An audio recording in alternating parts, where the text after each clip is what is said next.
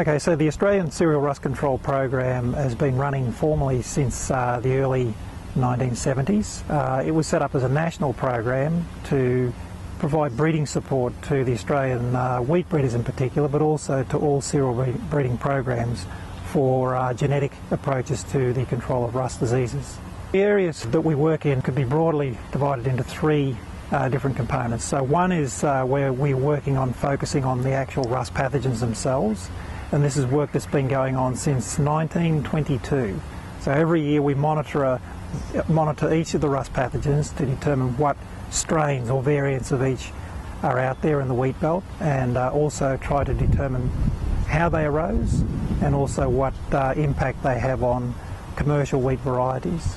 So that's the first part of the program, looking at the actual pathogen itself.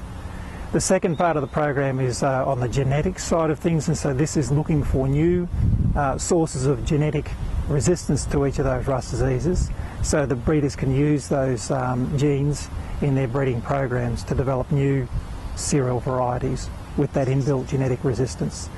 The third part of the program, which is really brings those two components together, the pathogen and the host, is where we work very closely with all of the breeding programs.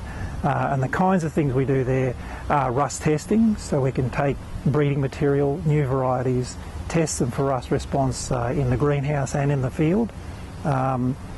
We can also use those tests to help the breeders select the best lines out of their breeding programs.